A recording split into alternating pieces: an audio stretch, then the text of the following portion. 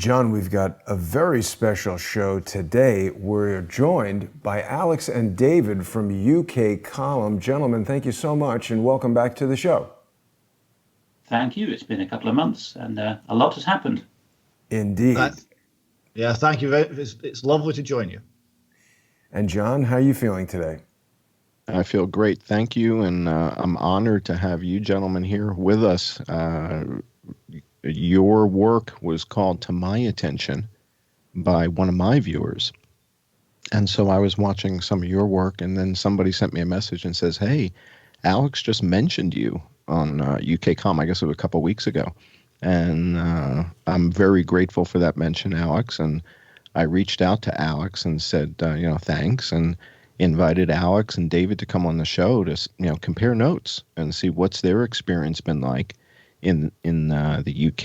And I guess Alex is a little bit outside of the UK at the moment, but what's going on in Europe? And maybe if we compared notes and share with them what we're seeing and they share with us what they're seeing, who knows? We might actually figure something out together. So I figured, let's get together. Let's see what we can figure out. And so incredibly grateful for you guys coming on the show today. Thank you. Absolutely. And people can go to UK Column on YouTube and see the daily reports, right? You guys are putting out videos every day, as far as I can see. Not anymore. Yeah, the news goes 3 times a week. The news goes Mondays, Wednesdays, Fridays, and then on the days in between, we've got various other things going up. A regular series on European Defence Union and related matters, military, with one of our colleagues, David Ellis. And on the Tuesdays, it's at the moment myself and Mike, who's the editor at the UK Column, discussing economics and the modern monetary theory or magic money tree and all of the issues that spin off from that. So yeah, 5 days a week we're producing something, but it's growing all the time. So essentially we decided to downsize the news. And simply done that, we've gone up from 3/4 of an hour a day to an hour every other day of the working week. And in between, we actually have thinking time, because we do have day jobs as well, but it gives us thinking time to do an increasing amount of podcasting and article writing. Mm-hmm. Very good. Well, tell you what, if you guys don't mind, for our audience that's not familiar with your work and your background, right? So Jason's got a lot of people that he works with at Crowdsource the Truth.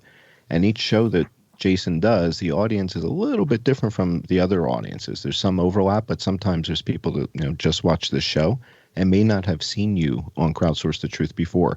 So if you don't mind, David, if you'll go first, and then Alex, maybe share with the audience a little bit about your background and how you got into investigative journalism and a little bit of that. Yeah, certainly. My background is very conventional. I'm a chartered structural engineer. And no, I don't buy the official narrative of 9/11. And I was following the work of a man called Robert Greene, who was campaigning against organised child abuse rings in Scotland. And he was highlighting the case of Holly Gregg, a girl in the Aberdeen area, who was gang raped over years by a well-connected paedophile ring, which involved the head of CID of the local police force, a judge, senior people from education, social work, this sort of thing. He pushed to get a new investigation, eventually succeeded. And when that new investigation didn't even involve questioning the suspects, questioning those accused, no one's computer was searched, no one's house was searched, and the police turned around and said, well, there's insufficient credible and admissible evidence, the case is closed. He decided to go public. He named the people, and then he stood for election. And when he stood for election, he was arrested and locked up. And then he was subsequently rearrested and locked up again, this time in remand. And I started to visit him in jail and campaign for his release. And from there, I went to talking about the case on the UK Column, and from there to talking about everything on the UK Column. So, yeah, that was my routine. Mine was a bit different. It certainly is. David is a very fascinating guy, and people should also look for his new YouTube channel, Northern Exposure. There's several of that name, but if you put in Northern Exposure David Scott on YouTube, you'll find it. I was conventional. Well, we're both wearing conventional Scottish check shirts today. No coordination intended there, but conventional in the sense that I was at GCHQ, Britain's sister agency to NSA, as a linguist covering the former Soviet Union. And I emigrated, actually, people can tell from the backdrop behind me, to the Netherlands. That was for marriage. I was getting a bit disillusioned with GCHQ and NSA at the time, but truth be told, it's in the decades since I left Britain and since I left intelligence that I have discovered more about the unsavory underbelly, or I should say top crust, in British intelligence and American intelligence than I did inside, where I had a happy time with very many conscientious and productive people, actually. So like David, and in the same time frame, because there was definitely a worldwide and US and UK specific awakening about child abuse going on in 2013-ish. That's the period when I became an active participant in the movement, and from that time I've been helping first behind the scenes as the European continent correspondent for UK Column, and then in front of the camera as well. Well, certainly the work that you guys are putting out, I mean, it's no nonsense. It's fact-based research, which Jason and I both are drawn to. I mean, that's what we focus on this show, on fact-based research, right? And my background with databases and systems has helped us gain access to some information that has kind of changed the story. And what we wanted to do in this show with you guys is see if we can, crossfoot a little bit, share with you what we're seeing here in our data and see, are you guys seeing the same thing in your data? And I've got some of your data. So I pulled some of your stuff up. And so, Jason, why don't we get to it and let's share with these guys some of the things that we've been seeing and see if we see some of the same patterns in the UK. All right? Yep. How's your pandemic?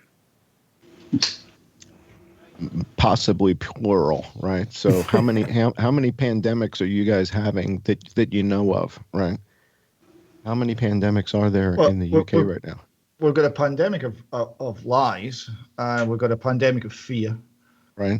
The total, the official figures in Scotland, the number of people who've died of COVID, the population of Scotland is 5.5 million or so. Right. Number of people under the age of 45 who have died of COVID alone without comorbidity is 2. And we've shut down the economy. You're singing my song, David. You're singing my song. I mean, we're going to have a hell of a chorus here. This is going to be interesting. I mean, that's exactly the type of data that we've been digging into here. And I think, what I want to do is compare and contrast the type of information that you just shared with the audience that I guarantee you people just heard what you said and are like, what? That can't be true. That can't be true based on what I'm hearing on the news, what I'm reading in my newspapers. How is that even possible? And yet that is consistent with the type of data that Jason and I have been reporting on now for months on this show. And so your ability to dig into the data, the stuff that we've got, again, I think this is going to be fascinating. And why don't we start at the top, Jason? We've got just sort of the big picture numbers, right? What is the big story? What is the global narrative on coronavirus, right? We're approaching 1 million people dead globally, right? So everybody should be sufficiently panicked now, if you weren't already. There's 1 million people dead from coronavirus, right? So that's a major watershed moment that we're going to pass in the next week or 3 or whatever, right? That's going to cross 1 million. And you're going to hear a lot of fanfare about that. So get ready for that. Let's go to the next slide. This is what it looks like. I charted every single day of COVID. These are the daily deaths of coronavirus in the world. This is every country on earth, every day. How many deaths were reported to the World Health Organization? And that's the chart that we're looking at here. Now, what you're seeing is a binodal outbreak. It had an initial hump at the beginning, then we had a valley, and then we see a secondary peak. But that secondary peak should be the final peak. And now we're achieving something called depletion of susceptibles, which means the people who are going to get it have gotten it. yes, more people are going to get it, more people are going to die, but we should not see a third peak, right? Binodal outbreaks are something that we know happen, and trinodal, I don't think there's anything in history that was trinodal. This was actually a discussion, if I could just briefly say, which we had on the UK Column News just today, and the logged-in viewers, subscribers, were chatting about this live because the Health Secretary was claiming a certain hump or a certain curve, and people were noticing in the chat that there had been a hump removed from it, as it were. The Bactrian camel had become a dromedary, and some wags were saying, not knowing that you were about to say this, John, where's the third hump coming? Indeed. And what you're going to see is in certain countries, it's binodal, and in certain countries, it's not.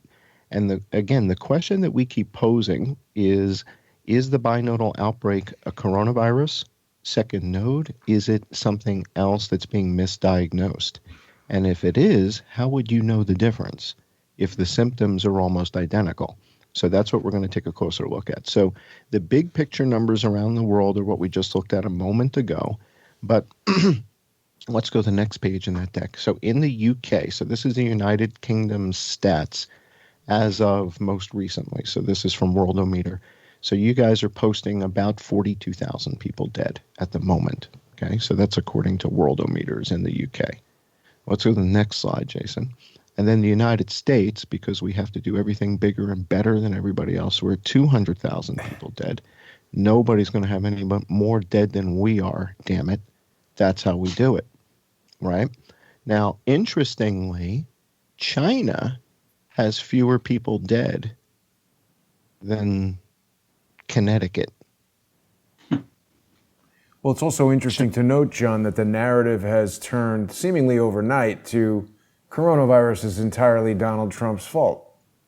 Well, sure. I mean, I don't know overnight. I think it's been his fault the entire time. He wasn't taking it seriously enough. And certainly, we hope you guys are taking it seriously. And Alex, please stop smiling. No smiling. We need you to take this seriously. All right. The Guardian is taking it very seriously with this red headline that they're splashing up there. Coronavirus live news. The UK Health Secretary won't rule out a national lockdown. Global cases past 30 million. And one of the things I've been saying to Jason is, I'm not really that interested in case counts. I'm interested in how many people are dying.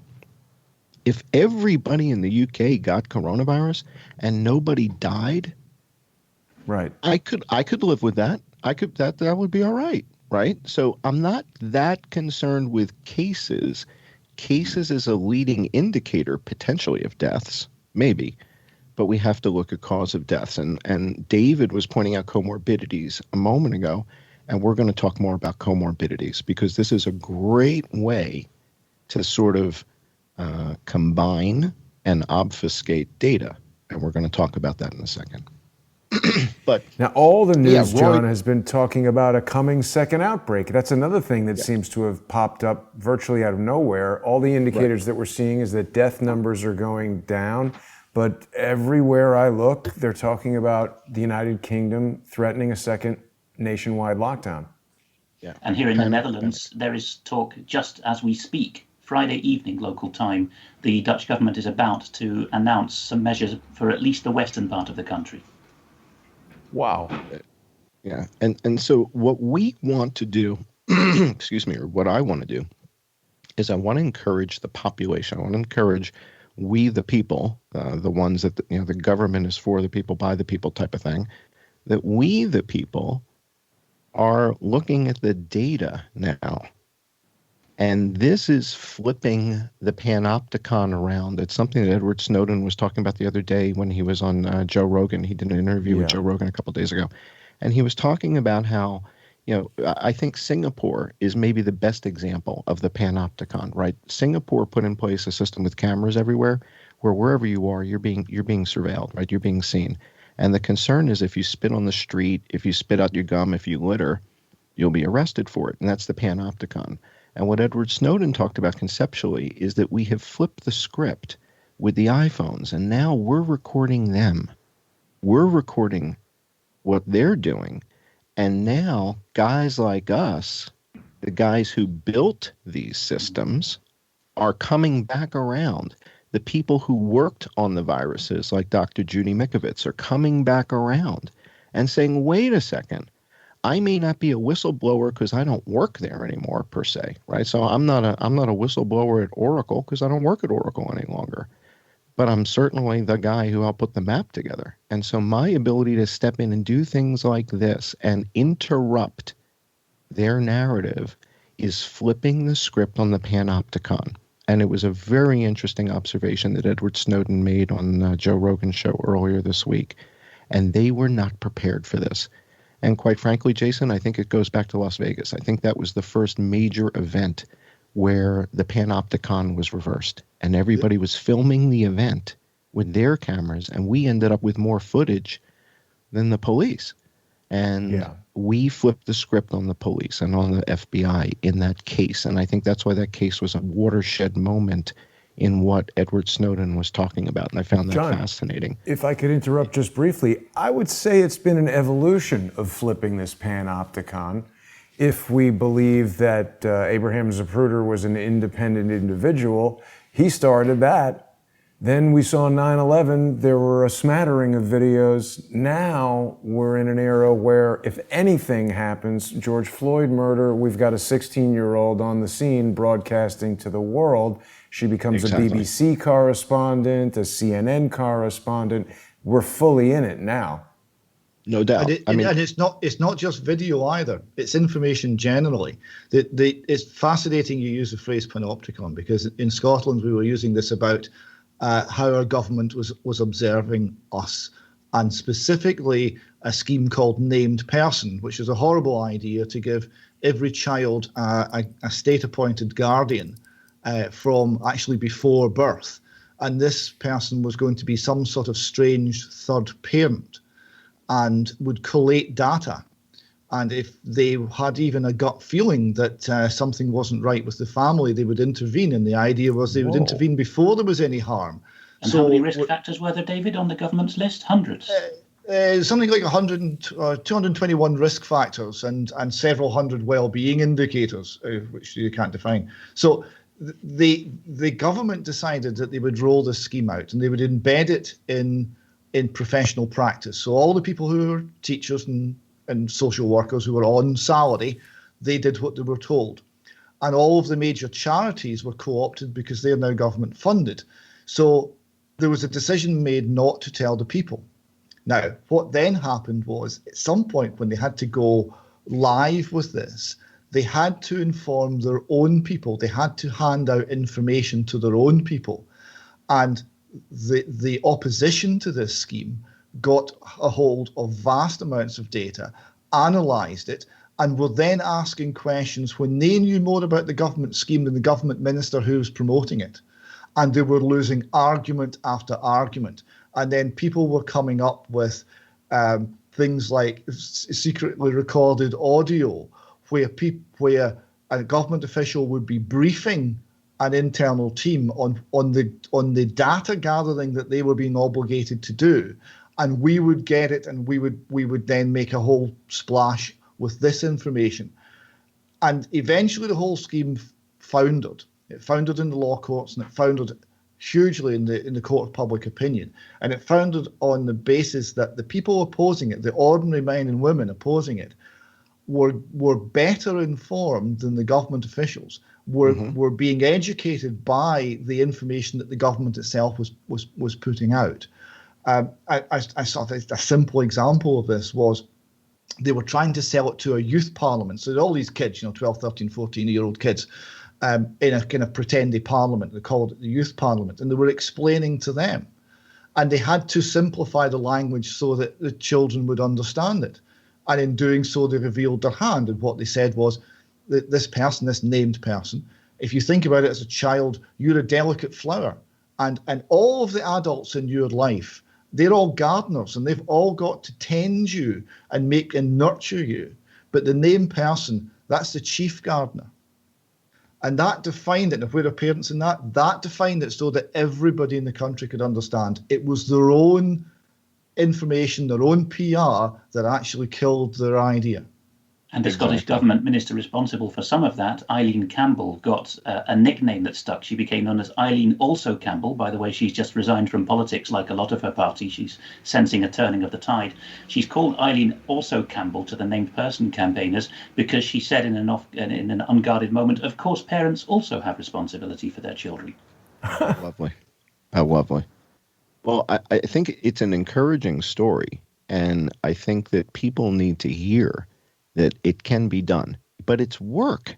It's something that, one of my heroes, Gary Vaynerchuk, says, do the work. It's not just going to happen because you send out a tweet.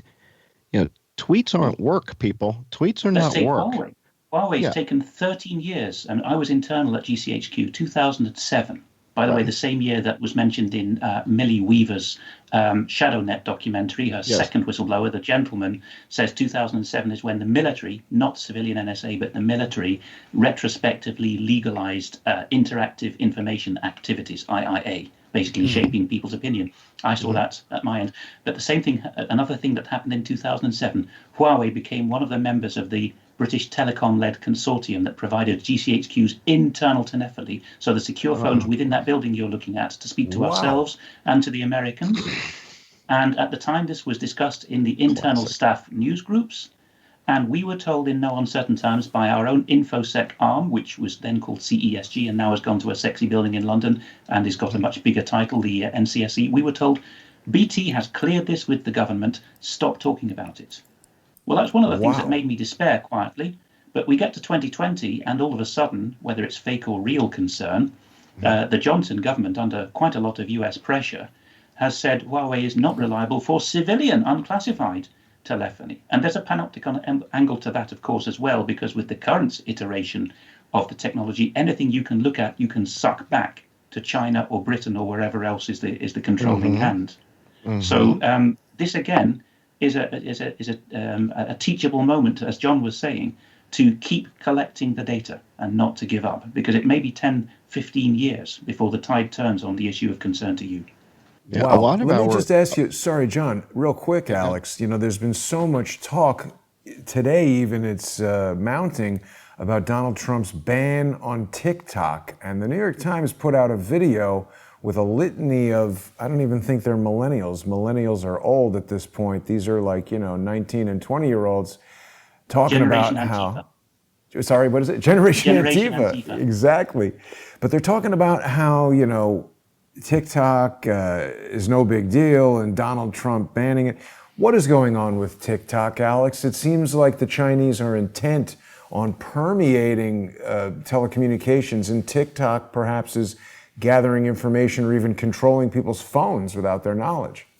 I would say that is what it looks like, but there's, without getting into too much of a derailment of John's presentation, there's been a long time agenda for certain people pulling the strings in Britain. You could call them the Oxford Group or whatever, certain people high up in MI6 and the government and the hedge funds, to use China as a test bed for a lot of things. And I don't think the Chinese have got the wherewithal or the interest, as much as the British deep state has, to use these videos ultimately to shorten people's attention span and to put in certain narratives. The big player there is the Tavistock Institute of Human Relations. Read Daniel Estulin's book of that name and read Dr. John Coleman's book, available as a PDF on that. They are the consultancy that use narrativization and miniaturization of video to get memes in the heads of vulnerable teenagers, basically. So I don't think that's ultimately a Chinese agenda, but certainly the clique which is now falling from favour or declining from public view in the British Civil Service under Sir Mark Sedwill, the outgoing, now gone head of the British Civil Service, they were always pushing Huawei and interoperability with the EU and China. The new guys have more of a front of independent Britain, but when you get down to it, the security and defence, although lip service is paid to NATO and the US, it continues to be a Europe-wide defence and security arrangement. So basically, we are promising the Europeans US nuclear technology, nuclear weapon technology is what it comes down to. Wow. Right out of the Clinton playbook, it sounds. Oh, yes. And of course, Joel Skousen has pointed out that PDD 60, Presidential Defense Directive 60, classified text, most likely told the sub-commanders to stand down and to allow a first strike, to absorb it. and it also removed the override at sub-commander level, so that everything goes through the Pentagon only. So it's a multifaceted idea, but certainly Clinton is pretty central to it, both the narrative playing with people's heads idea and the global state building. Well, listen, John, sorry to derail, but yeah, let's get back to the flu and the UK. Yeah, it makes makes a respiratory infection seem uninteresting, right? Yeah. Oh, you've got a fever? Okay. Well, how many pandemics are there in the UK at the moment, right? So we certainly there's a fair amount of stuff to scare everybody about coronavirus, but is that the only thing killing people in the United Kingdom? And if it wasn't, how would you know about it, right? So what if there was something else that was killing more people than coronavirus in the UK? What about, other afflictions? Are other afflictions still being tracked, right? So what about tuberculosis? We know tuberculosis kills 3,300 people a day, right? Now, did that stop? How many? Yeah, 3,300 people a day are dying of tuberculosis. Yeah, 3,300. Mr. Gates, you got that? Bill? Mike, Bloomberg, wake up, Mike. All right, so 3,300 people a day dying from tuberculosis, right? 550 a day dying from norovirus, right? And these things didn't stop when coronavirus showed up, right? That didn't happen, right? But what we're seeing in the press, a lot of stories, a lot of panic in the UK. We're going to lock you back down again, right? So let's go to the next slide, Jason, and let's take a look at what the data is showing us in the UK. Like, what are we actually seeing, right? So the news it's all panic-stricken. And on the charts, it says that the new cases are going up. And I would like to congratulate you guys, because that means you're doing more testing. And that means your testing efficacy is increasing. You're testing more people. And the more people you test, the more cases you're going to find. And what you may find is that a large number of people have contracted coronavirus and are asymptomatic. Just this week, our Prime Minister Boris Johnson told us that it will become routine to take a pregnancy-like test when going into work or school in the morning and getting your result within a quarter of an hour. This is not the first strange metaphor he's used. Last year, he said that money spent researching how to help the victims of child abuse to come forward, elite child abuse in particular, was money that had been ejaculated up the wall, although he used a boarding school word for ejaculation instead. So he is quite a one for these metaphors. That's delightful. Yeah, that is. Yeah. So what Jason and I have been trying to do is separate the illusion, which is the part of the story that they can tell you where they're using statistics to manipulate your emotions. And this is what you guys were just talking about, right? That this has been weaponized. These mechanisms of triggering emotions, of using anchoring bias, of leveraging these biases, is being weaponized. And it's being weaponized by the military, it's being weaponized by the government, it's being weaponized by the media. And the media increasingly appears to be working hand in hand with the government, for the government, right? And, for years, people have accused the BBC of just being the mouthpiece for whatever, the Crown wants to say. But increasingly, what I'm seeing is that Reuters and the Associated Press and AP International are towing the line with the narratives, right? We've seen them editing footage. We've seen them leading with certain terminology that's not neutral terminology. And coming from Reuters, coming from the Associated Press, we don't expect partisanship in their reporting. I mean, at least I don't expect it. No. I want to just see the data. Just show us, what's happening and leave your commentary out of it, Reuters and Associated Press. So as we were talking about before, the reason I got involved in this has to do with these maps, the red map of doom, I called it, coming out of Johns Hopkins. I worked on the team. I led the team that architected this system. And when I saw the Johns Hopkins folks were using this to represent what was happening with coronavirus, I couldn't help but pay attention because it was my system. And it took me just a matter of moments to realize something was very, very wrong, and that somebody had used it to deceive the public. And what I mean by that is they were representing countries where no one was dead as being just as bad as anywhere else. And what we were able to see very early on was a relatively few people were dead in Shanghai and Beijing, and yet the World Health Organization was declaring coronavirus a global pandemic. And it was very difficult for Jason and I to come to, well, I shouldn't speak for Jay. I think it was difficult for Jason and I to come to terms with, well, wait a second, why are you declaring a global pandemic if there's less than 10 people dead in Shanghai and there's less than 10 dead in Beijing? There's, at the time, less than 10 dead in Hong Kong. It didn't make any sense, what we were seeing in this map. Going back to the idea of getting in first with the narrative, BBC and Reuters technique for 100 years, of course, as Jason covers with David Hawkins. I remember at the time thinking Dr. Tedros will be declaring a pandemic any day now, because the talking points for the news cycles for about 72 hours before that was, when will the WHO declare a global pandemic? Indeed. There's no way out of that news cycle except Dr. Tedros declaring a global pandemic. Exactly. And this, I mean, this is NLP. This is preparing people for what's about to happen, right? And we see so many examples of this, and they're using it now in a mass media manner, and in a way, it's group hypnosis. I mean, this is mass hypnosis. We had a little sort of strange manipulation of the data just before the lockdown in the UK. Because we were reporting all of the hysteria and the hype over COVID, and we were comparing it every week to the figures that were coming out of the Office for National Statistics, which showed that the total deaths in the UK were running below the 5-year average. And this went on week after week after week. So this panic rhetoric was hyping up, and the death rates were doing nothing at all in the UK. And then they changed the way the statistics were gathered to essentially bring forward a whole lot of deaths that would have been counted in the next week. And that made the figures go just above the 5-year average, so that it looked like there was an upward trend.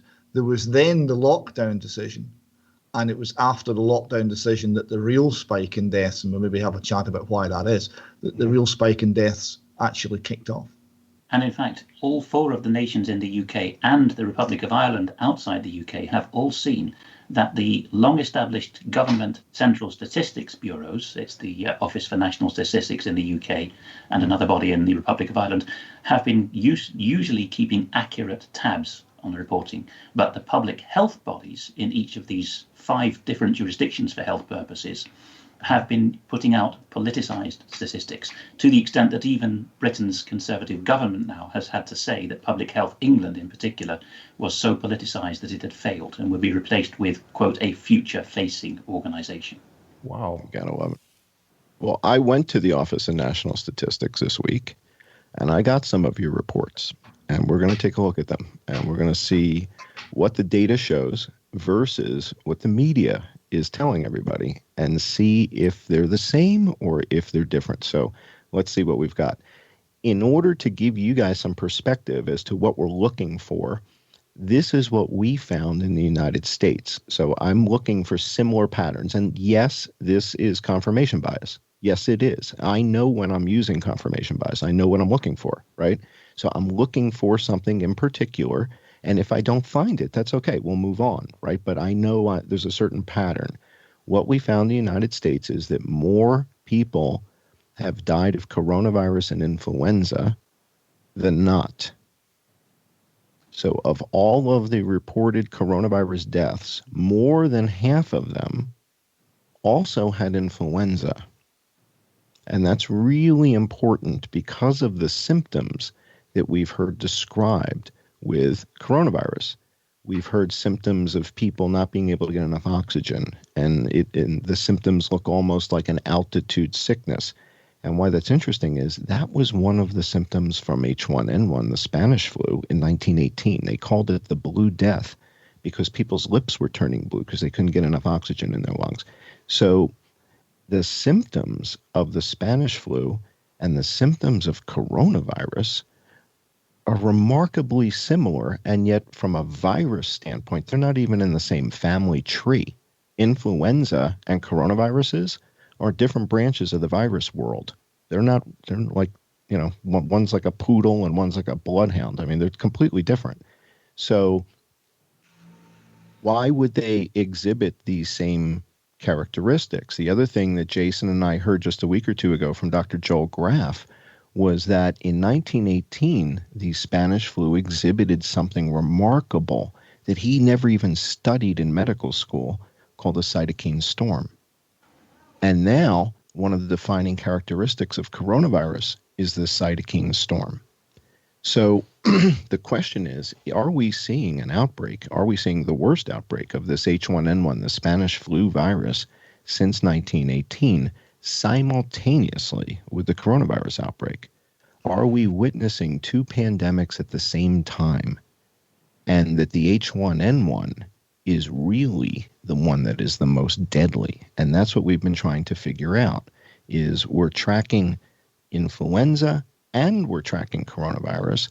And in the United States, we have more people dead from influenza than from coronavirus. And it's like, whoa, wait a second. I thought there was a global pandemic of coronavirus. How would we have more people dead from influenza?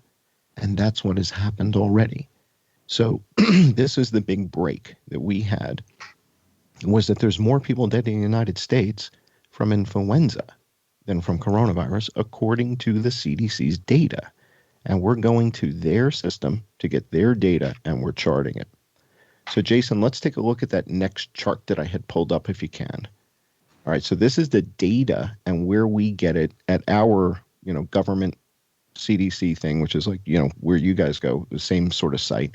I get the data, I download it, and then I chart it, and that's it. And these are their numbers updated, within the last 24 or 48 hours that I'm using in these charts here. So let's go to the next page, Jason. Let me show these guys kind of what this looks like. So one of the things that we found in the United States is that categorically, if we look at, can you zoom into the legend there, Jason, up by that blue part of the, there we go. So people who have died of coronavirus in the United States, 0 to 64 and 65 and older, that's the distribution. So people who are younger than 64 or younger represent about 38,000 of the deaths in the United States. And then people who are 65 and older are about 144,000 of the deaths right now. So this is as of 24 hours ago. Right. So as far as the distribution by age, that's pretty interesting. Let's go to the next slide, Jason. We're going to divide this down a little further. In England, I've been looking at the biggest killers. And quite frankly, the reporting coming out of The Sun, UK, has been on the money. They are looking at the data.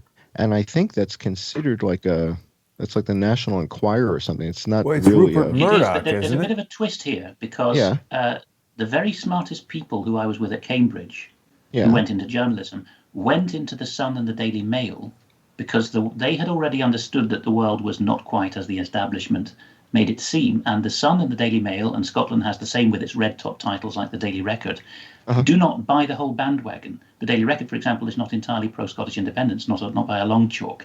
The Sun and the Daily Mail routinely ask up-close and personal questions about the sexual proclivities of our great and good, and routinely will put out better infographics than the broadsheet titles equivalent to the Washington Post, the LA Times, and the New York Times, which simply give themes to think about for the intelligentsia. Well, that's what we're going to see here. I think they did a great job on this reporting, and we're going to tip our hat to the young lady who did it. So let's go back to the deck. I've got a couple pages let me just ask from The Sun. Quickly, if I could. Alex, in the United States, The Sun is owned by Rupert Murdoch. Is it as well in the UK? Yes, absolutely. In fact, when I was just coming of age politically as a teenager, the big struggle of the time, the clash of the titans, was between Murdoch, who was spanning Britain, America, and Australia at that point, and Maxwell, of course, who is very much of interest to you on another strand, who'd come ultimately from Czechoslovakia. Incidentally, there's a credible claim by a man still alive who's sworn an affidavit to that effect, that Robert Maxwell's unacknowledged half-brother was a man called Stefan Adolphus Koch, who oversaw the political assassinations in the Margaret Thatcher government. It's not clear whether Thatcher herself signed off on them, mostly of people who were exporting British weaponry. Wow. And of course, Rupert Murdoch is long friends with Robert Maxwell, pictured here fairly recently with Ghislaine Maxwell. We've spoken quite a lot about some of the weird reporting in Murdoch's New York Post and even on Fox News related to Jeffrey Epstein, but we digress for a moment. Back to John's deck. Alex said the sun is echoing infographic. Sorry, John, we're losing you there. Data. John, can you hear us? We lost you there for a second. You're back.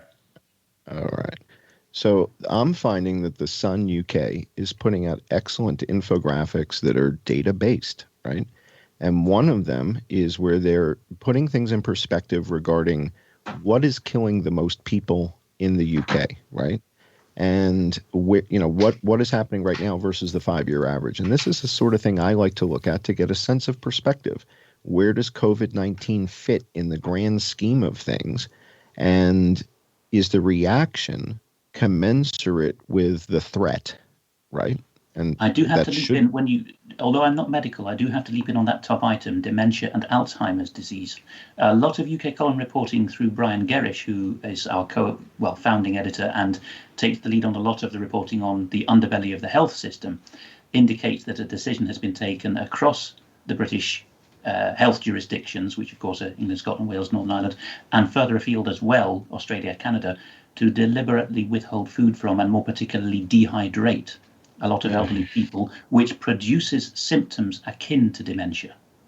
Some of the recordings of dementia, which probably put it up in top place there, may by this point be various forms of what are horribly called care pathways, which is a decision to kill people by withholding water.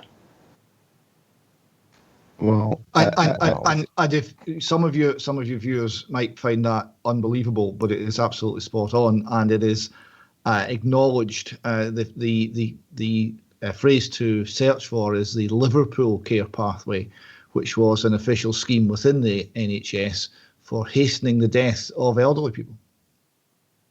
We just in one county in England, Cheshire, Dr. Mark Jones produced a whole bunch of people whose mothers were done to death that way, which you can find as a podcast still on the main front page of UK column, I think, Feet of Clay and Clapping for the NHS, that podcast embedded in that. They're strong Northern English accents and a bad phone line, so you'll find it hard. But if you zip to the last half hour of that, Dr. Mark Jones himself, after presenting the ladies who spoke to him, he has a clearer voice and a better phone line, and he's very emotional, of course, but he's describing how the model works. And at the end, he specifically refers to how, I think it was, I forget which US channel it was, but very recently, a US channel pointed out that the sum had been put of $1 trillion on the value of that death industry to the US, which is lawyers getting involved deliberately to dehydrate the vulnerable and steal their assets. Boy, it sounds remarkably similar to what's been alleged here in New York State with Governor Andrew Cuomo moving the elderly into, kind of consolidating them with coronavirus patients. That has been a particular Scottish lead, actually. There's been a lot of toing and froing that David can talk to briefly, I think, on the policy of sending, should we say, death trap COVID-positive patients back into care homes. Again, a Western world problem generally, but Scotland was in the lead there, I think. Well, I mean, it sounds to me like this is falling into motive. This is scary, creepy, getting into motive here behind, Jason, what we're seeing in the United States, which is remarkable death counts beyond what they're telling people on COVID. All right, so the number. If Americans want to know what's going on, you can best look to Scotland and to Victoria, Australia, because those two are the Northern Hemisphere and Southern Hemisphere laboratories for what will later be trialed in the US, I think. Sorry to cut you off, David, but I want to make sure people understand that this could be the motive behind what's going on here, is what you guys are reporting. And this is why I wanted to get together with you guys, because you're sharing an aspect of the story that people in the States, I don't think they've heard this. So please go on, David, please. Well, let me give you a couple of examples. One was from a large hospital in Lanarkshire in central Scotland. When the COVID crisis was just kicking off, The medical staff were all summoned into a room and they were briefed on the changes of policy. And the changes of policy were everyone over 45 was going to have a do not resuscitate notice posted into their file. So if you're over 45, that's you. Now, it was then followed up with don't tell the press. It was then followed up with if you leak this information, you won't have a job anymore. And remember, with the NHS in Britain, it's a monopoly employer. It employs something like 5% of the UK workforce. So if you're a medic and you lose your job with the NHS, you lose your career. So that's one data point. Another data point, another thing we've been informed of by very frightened medical personnel who won't go on the record because it means their career, is the pattern of seeding sick people with respiratory illnesses, COVID, influenza, what have you, into geriatric wards or into care homes. And this is simultaneously being done with the do not resuscitate notices, and do not resuscitate notices were giving out to entire populations of care homes in Scotland. I mean, everybody got one. We've reported in the column a letter given out to the relatives to explain why everyone in the care home had a do not resuscitate notice, and why if there was a problem requiring medical attention, no medical attention would be given. And so, as well as seeding illness into the care homes and into the geriatric wards, you had the DNR notices, and you also had the removal of medical support. So if someone was ill in a care home, there would not be blue flashing lights. They would not be taken to hospital. The doctor would not attend. The doctor would phone and give the care home staff some advice, and that was the sum total of the care, of the medical attention given to that person. So we're looking at this very strange spike, which in the statistics, which happened after the lockdown. So it's after the rules came in, the deaths spiked, and they spiked dramatically.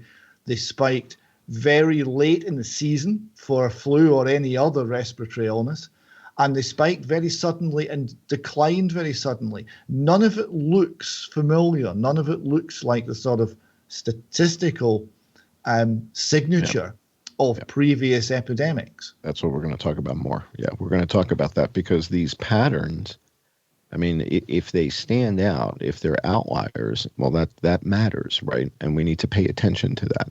So let's go to the next slide, Jason. Let's see what we've got next, because this is where we're going to get into the data. So this is where I went to your Public Health England, and I pulled down your reports.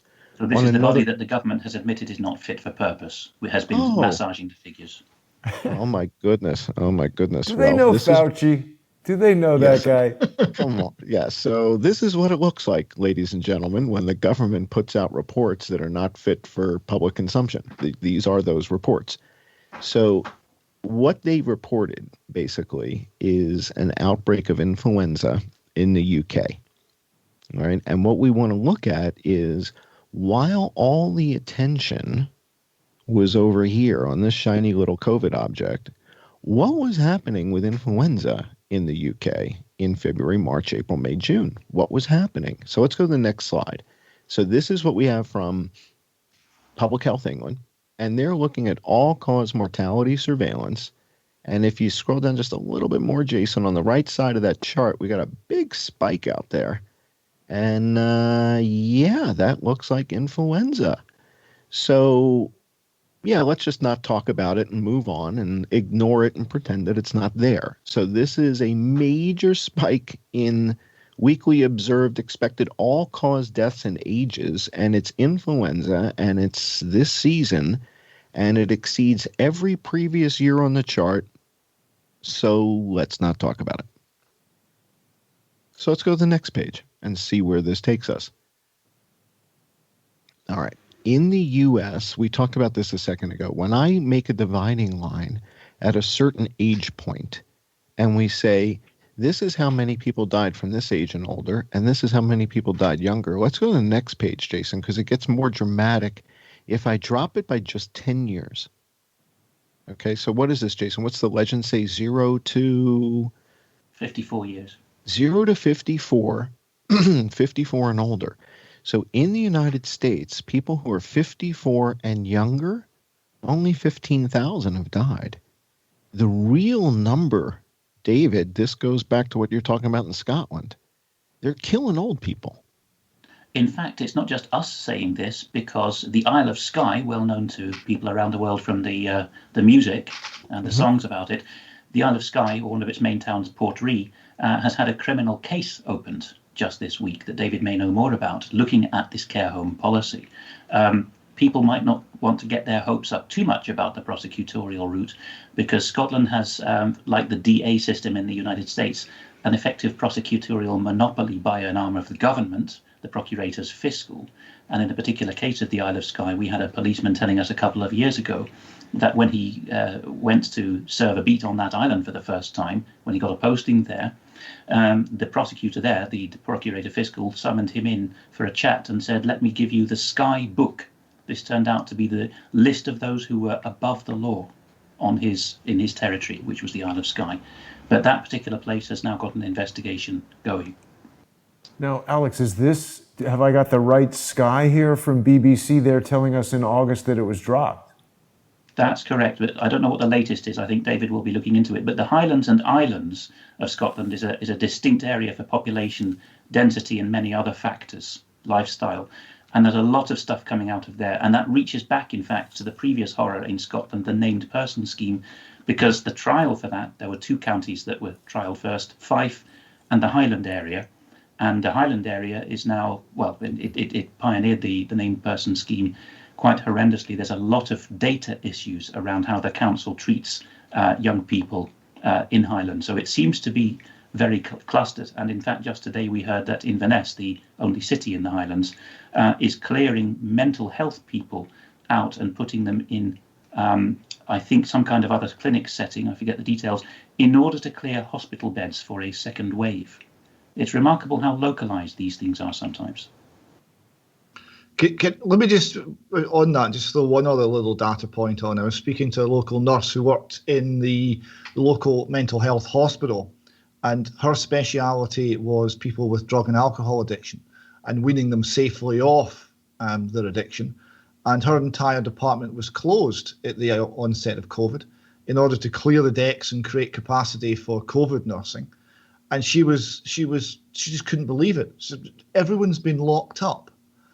Drug and alcohol abuse are going to be going off the charts, and people are going to be deciding to come off these things without support. And I know that this will end up with more deaths, and no one's listening to me. So there's this huge pattern of decisions being made by the management levels within the NHS that the practitioners who actually know how to care for people look at and they cannot understand. It's the very reverse of what they see as obvious good decisions. One of the articles, I think still on the main page there, the bottom there that you have open, Jason, is called Towards a Million Change Agents. We pinned it to the bottom of the page because it's a classic, I think, piece done for us, talking about the National Health Service. And yes, the National Health Service does have 1 million employees. It's in the top 5 of the world's employing organizations by number, up there with the US military and the Chinese military and so on. Indian Railways, I think, completes the set. And, James Dellingpole, a dissident commentator, noticed just this week that the National Health Service now employs more than 5% of either the national or even the working population. I forget which of the two it was, but the phrase he used was something like, it'll be sucking every penny out of the depleted tax coffers. And we see that with this concept, as we report on UK Column News today, of it's the equivalent in national health triage of officer safety first. The whistleblowers coming from all over the British Isles are saying two things to us and other outlets. One, we're not allowed to say which parts of our hospitals are closed. That would give the game away. And wow. If I could remember a moment, the second one is, I think, the extent to which the National Health Service has been privatised behind the scenes, and the amount of mind control stuff going on. Wow. So yeah, this is a quotation that was taken from somebody within the efforts to reframe the National Health Service when this got going. By the way, mental health services are crucial to this because they were one of the first areas privatised out of the National Health Service, which we were told in 1948 when the NHS was set up would never happen. But it started with mental health over a decade ago. But even when the non-mental health parts of the National Health Service were being reprogrammed, reframed, using some of the techniques John was mentioning earlier by new style trainers, there was this phrase being used: "I want all of you to be change agents." Mm-hmm. Yeah. Now, it's a common term.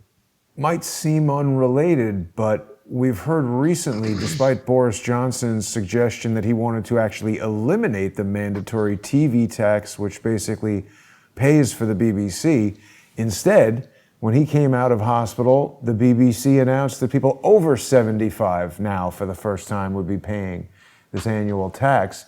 Is this an assault on the United Kingdom's elderly population? It certainly went down that way because a dose of BBC for that generation is very much akin to their daily dose of medicine, at least in placebo terms. A lot of that generation can't do without it. Yeah, it's played very badly. You'll find that in about one day out of every three, the phrase the hashtag defund the BBC is trending on British Twitter. They're becoming an organisation that is actually quite detested, so much so that the BBC are turning up to report on some protests, and the protesters really make it untenable for them because there's so much abuse coming towards the BBC reporters. They have to leave. So it's very strange that organisations like ourselves, we can go onto the streets and report on how people or what people actually think. The BBC are getting to a point where they can no longer do so. They have to stay in their ivory towers. They have to stay in their London Citadel and the Salford Citadel, because outside where the real people are, they are no longer becoming welcome. The thought I couldn't quite remember a moment ago, which is relevant here, about officer safety, first and foremost, which has come into US law enforcement, largely through overseas training of the US law enforcement branches, I think. That now has its corollary in the weaponized or militarized National Health Service, which is our contention is what it's becoming. Because, as I said a moment ago, James Dellingpole and others are saying, look, it's a bloated beast sucking the teat for all of the goodwill of many hundreds of thousands within it. It is collectively sucking a tax teat that is diminishing to zero over time with the demographic change.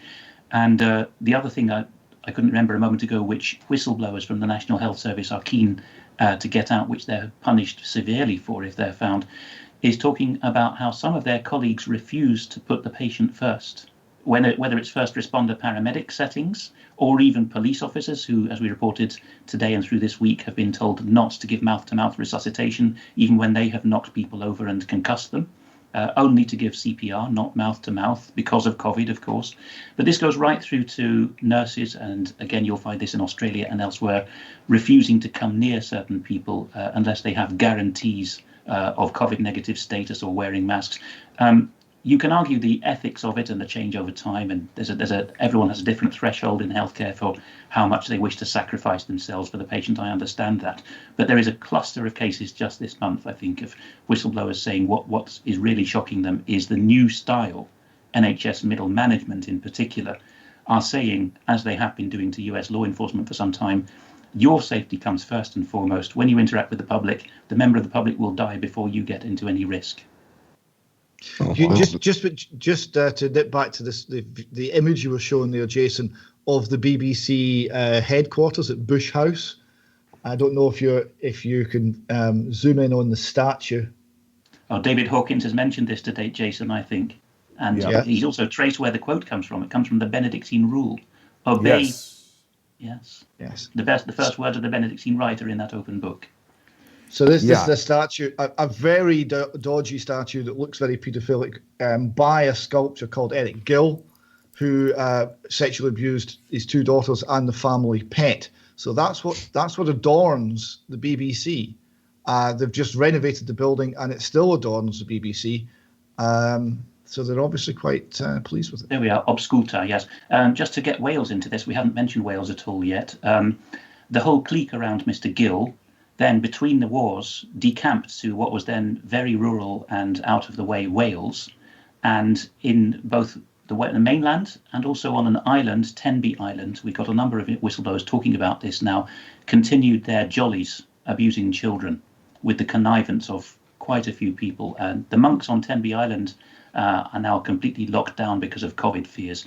But they're very worried, or rather that the manager of the estate seems to be very worried that people might overfly that island and find out certain things about where children may have been kept. So no, Gil is not just historical, it's just that he and his clique went to out-of-the-way locations to continue what they did.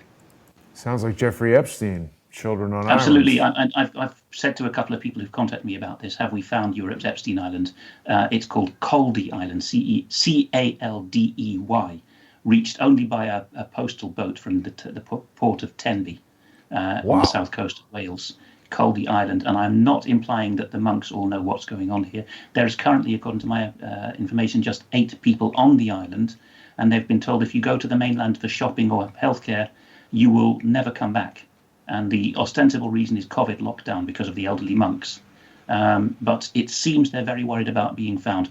There's complete ban on overflights of the island, but I'm just going to put out there that it may be something that happens at some point. Somebody may overfly that island and find something in the 450 acres of woodland on the middle of the island that they don't like people to see. Wow. We're far afield here. Sorry about that, John, but it's fascinating. I thought I would get that in because you've been asking where Europe's Epstein Island is, and I think we found it. Wow. Interesting. That's an abbey. Amazing. Okay, back to the deck, John. Sorry about that. All right. Oh, that's fascinating. All right, let's go to our next slide, which I think we're going to get into the comorbidities. Yeah. Is it this one here? 44. Next one. Sorry. Well, this is an even smaller section here, 0 to 44. Yeah. So when you break it back down even further, right? So people who are 44 and younger. So what I'm getting at here is if you're in your 30s, if you're in your 20s, the likelihood of you dying of coronavirus in the United States is fairly low. And so these are the kind of statistic breakdowns, the categorical breakdowns that we've been doing to look at using the CDC's numbers, what's happening. And what we're seeing is consistent with this very upsetting behavior that David just described up in Scotland, which is it appears they're almost purposefully letting the older people die. And this is something that, there's a lot of cognitive dissonance around that, right? People are going to go, what? That's impossible until the evidence becomes overwhelming that that's what's happening. And, it sounds like you guys have crossed that tipping point. Oh, yes, and just down the road from here in Belgium, where we had, I think, one of the world's highest COVID death rates. Yes. They have had mainstream press breaking cover now with their colleagues and saying, did we deliberately kill people in the care homes? And in fact, just this week, 200 doctors, just from the Flemish half of Belgium, because there's 2 language groups there, just the Flemish half, 200 doctors have penned an open letter, which is also available in English translation. If you just search for 200 Belgian doctors letter, you'll find it easily enough, I think. Pointing out that the pandemic is really a case-demic. So it's not just alternative commentators using this wry phrase now of case-demic. It's actually doctors themselves. Interesting. Well, definitely Belgium has been on our radar for probably 6 months. Belgium's death rate for people who contracted it versus died was the highest in Europe outside of Andorra, which most people didn't even know was a nation. And so we had our eye on Belgium through the whole time and kept saying, what's going on in Belgium? Why is it so hot in Belgium? Why is everybody dying in Belgium? And it just didn't seem to make sense. And so we had our eye on Belgium for quite a while. Same thing with Iceland. Iceland had 10 deaths when Shanghai and Beijing had less. How does Reykjavik have more dead people than Shanghai on a virus that supposedly originated in Wuhan? That was causing cognitive dissonance for us and making us dig deeper. It's like, well, that there's Iceland has about the same population as Fifth Avenue, doesn't it? 300,000 people. Yeah, it's nominal. It's half of Alaska, and Alaska is 650,000 people, right? So Brooklyn is 5 times the size of Alaska, right? Brooklyn, New York is 5 times Alaska size. So Population-wise. in population, yeah, in population. So the fact that Reykjavik, Iceland had 10 people dead when Shanghai and Beijing had so many fewer, just it didn't add up. It's like, Of how course, does the that objection happen? will be raised, John, that we shouldn't trust the commie Chinese statistics. And that's when we said, okay, let's go to Cambodia. Let's go to Laos. Let's go to Vietnam. Let's go to Mongolia. Let's go to nations that border China, and let's see what's happening there. Because if China's lying, well, Taiwan isn't, right? They hate each other, right? So Taiwan has 7 people dead, 24 million people living on an island, and 7 are dead. I mean, these numbers didn't make sense to us. And so we said, something is up here. This is not as it seems. And then when we started to look at the CDC's comorbidity data, the thing that jumped out was more than half these people are dying from influenza, it appears. They've got influenza and COVID, but if they've got H1N1, that's what's killing them, is that. Then, yes, there's a whole bunch of other comorbidities. And if you go to the next slide, I show the major ones, Jason. I break it down to the big ones on the next slide. Yeah. So these are the big comorbid. Now, this is in the United States. So you guys may see similar patterns or altogether different. But what they're doing here is categorically telling us, what is also killing people with COVID. So these are the comorbidities. And vascular dementia and sepsis and kidney failure, and then malignant neoplasms, that's cancer. So a malignant neoplasm is a cancerous tumor. So if somebody's got a cancerous tumor and COVID, that's counting as a COVID death. And then this category, intentional and unintentional injury, poisoning, and other adverse things. These are your motorcycle accidents. That's a comorbidity, intentional injury? Yeah, and I guess if you're injured and dying and you're in the hospital, right? Yeah. All right. Two things about comorbidities. One is UK-wide. It's now been split up into the different nations, but UK-wide we used to have a standard form for death reporting on the certificates. It used to require 2 doctors. There used to be far more reasons for autopsy than there are now. This has all been happened recently before the COVID outbreak or whatever it is, which is itself suspicious. But the old style, some of our family doctors still spent most of their career doing, was you would report the fatal causes first, and then in a separate section, sometimes with a different Roman numeral, the contributory causes. And that's we've seen a number of things. I mean, part of that horrible story I was mentioning a moment ago that Dr. Mark Jones brought out in the podcast with Brian Gerrish is it's the undertakers that notice the emaciated condition of the elderly and children. There's no more weighing of corpses at death, not just an autopsy. There's pressure and financial reward, often ghoulishly called ash cash, if a doctor will sign off for a cremation. These are some of the things that's going on. Financial nudges through the system, not just nudges in terms of behaviour. That's a big thing. Britain now has the nudge unit, the behavioural insights team, which, by the way, during this pandemic, supposed pandemic, wrote that the British people were not yet afraid enough. We broke that story as well. A team called SPIB talked about that. But there's lots of nudges towards quick cremation, no weighing, no autopsy, particularly if they're after the assets.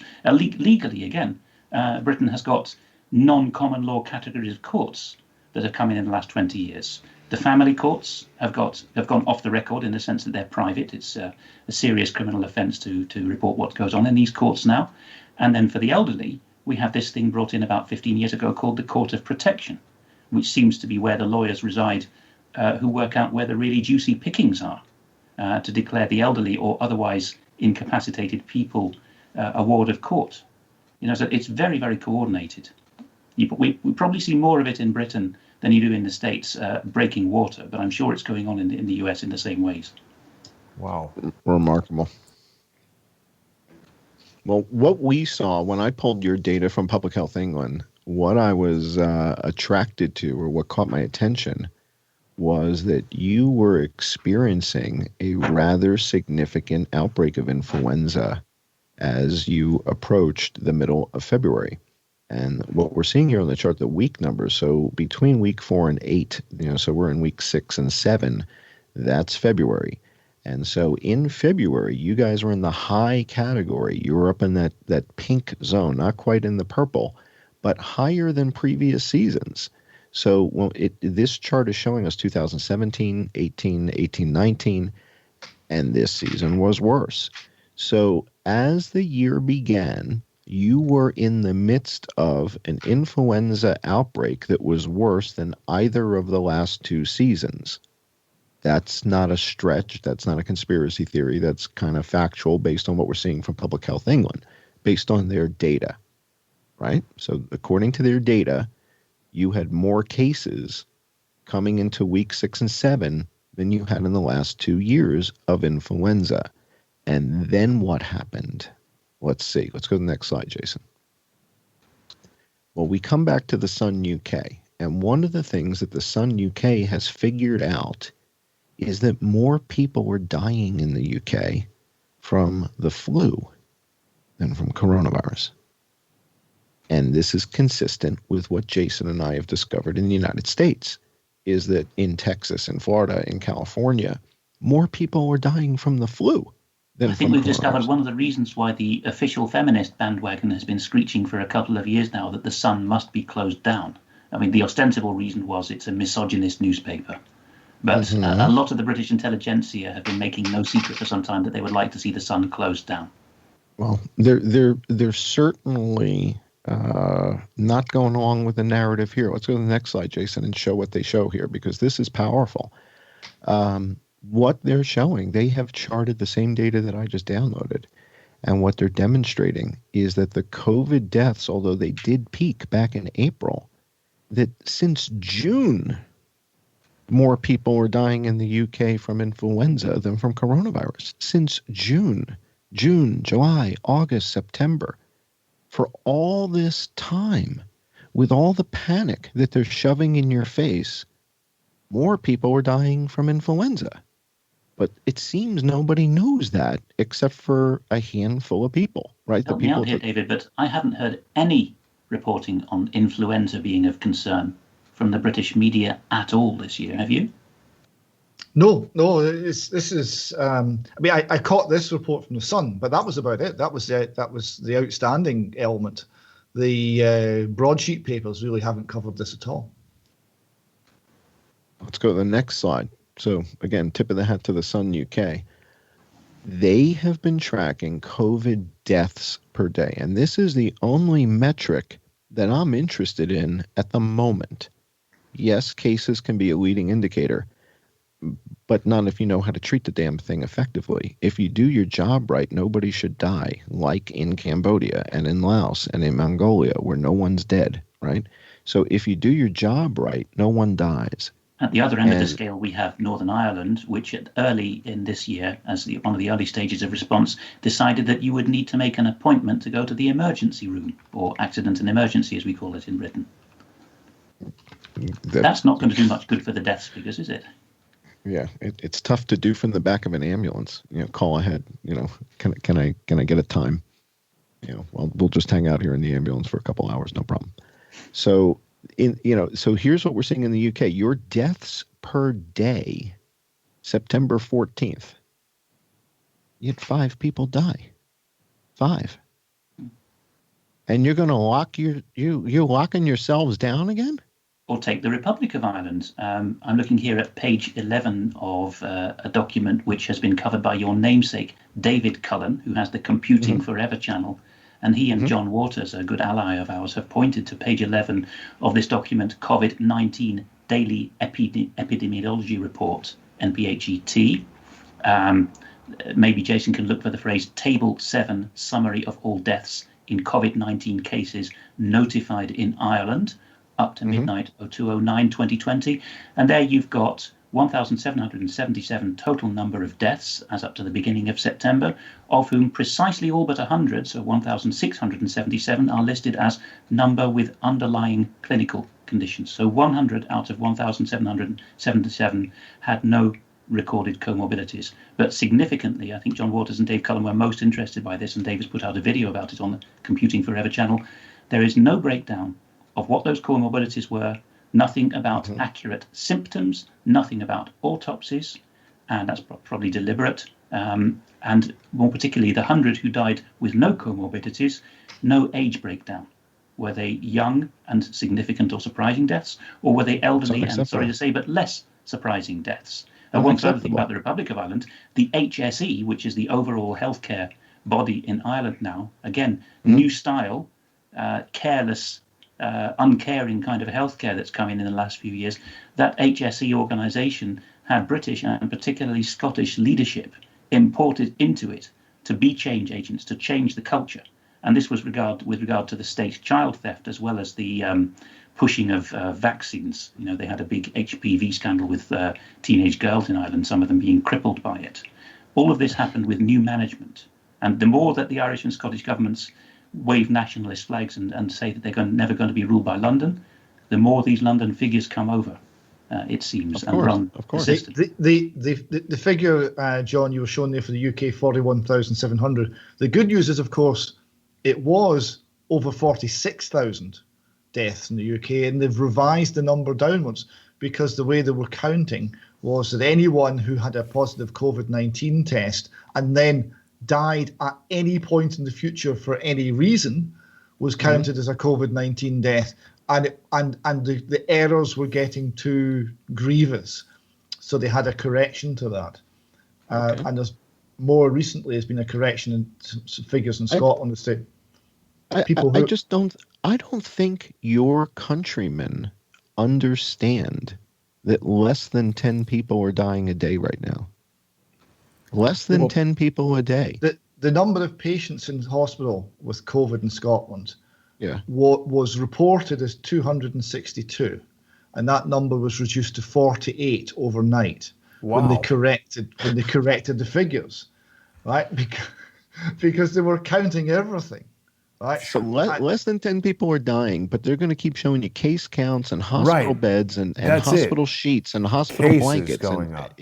Cases and masks, and we're running out of masks, and we don't have enough vaccines, and we don't have enough test kits, but nobody's dying. If less than 10 people are dying, in this chart, guys, look at this. So this is if you just look up death rate on, I don't even know where this data is coming from. It's some Google presentation, but it defaults to new cases, which is spiking upward. But deaths has been flat since August 2nd. You don't have 10 people dying a day in the UK, right? I mean, that's one lorry accident, and you got 10 dead. You don't have 10 dead a day from this, and you're going to lock yourselves back down? And look at John with the British the size of the country is such. Yeah, the size of the country is about 1,600 people a day die in the UK. So from typical things, meaning from heart attacks and strokes and things like that. Yes, from the things that people always die of. Right. And so that you're saying it's not 10. Yeah, this is correct. But you also have to put it into the context of against what background, what scale are we talking about? It's not against April. It's not 10. I'm talking about against April and May. So people were conditioned by this NLP-like media storm that this is the worst pandemic. You're at risk. Your family's at risk. Put your mask back on, or your kids could die. We're going to kick you off the airplane if your kid takes a mask off. Your 2-year-old takes off the mask. They're going to kick you off the plane, right? This is the worst thing. And it's not getting better. It may be getting worse. And we're going to lock you down again because we think it's getting worse.